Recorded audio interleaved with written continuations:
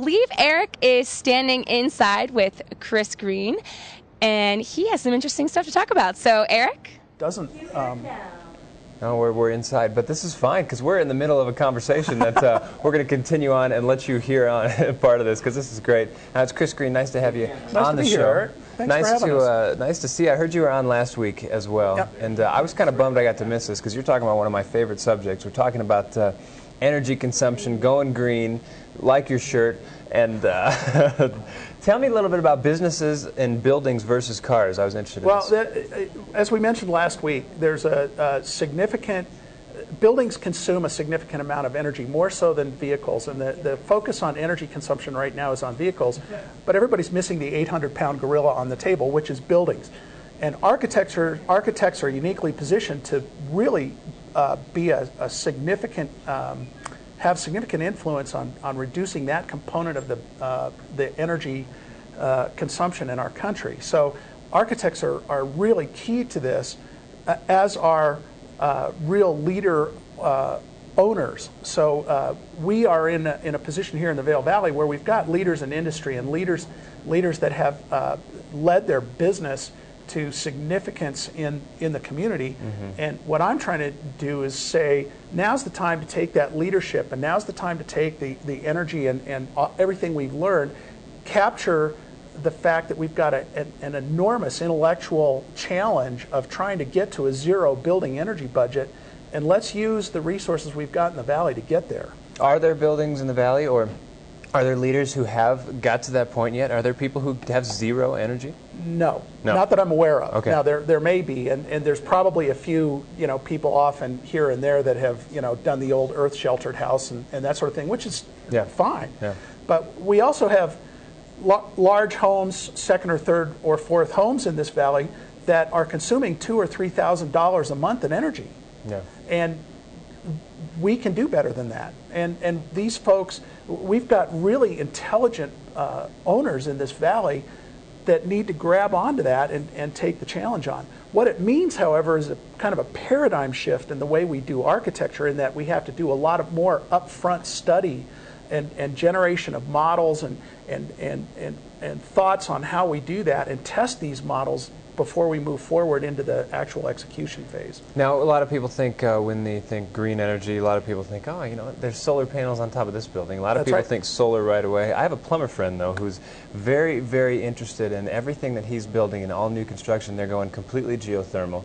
He says that's the wave of the future. Is there one that's better than the other? There's no silver bullet. Okay. Geothermal is one element that is available, but you have to be careful on how you use geothermal and understand that what you're going to get out of geothermal and how it's used. There have been some people that have used it up here, and the results are a little they're not quite as happy with the results they're getting as what they thought they were going to get. And this is that kind of modeling that we have to go through. But there is no silver bullet. It's a combination of all of the above, and we have to change the way we think of how much energy can we harvest from the sites that we have. So harvesting that energy.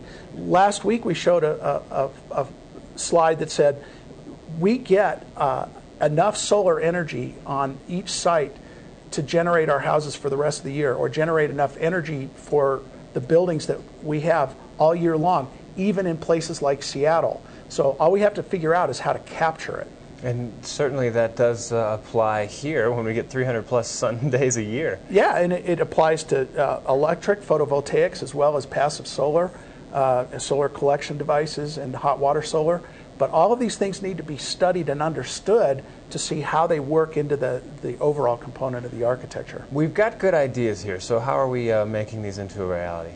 Well, again, we start, step one is guys like me coming on and trying to encourage the people in the valley to say, call Chris Green, call Ago Studios, let's get, let's find out how to do this and let's start that ball rolling. It takes baby steps, and I do a lot of remodel work, and we're starting to get energy records. I start to evaluate the existing energy records, try and reduce the amount of energy and lighting, try to get natural ventilation in there. How are we reducing the consumption of the heat plant that we're putting in? Can we use solar?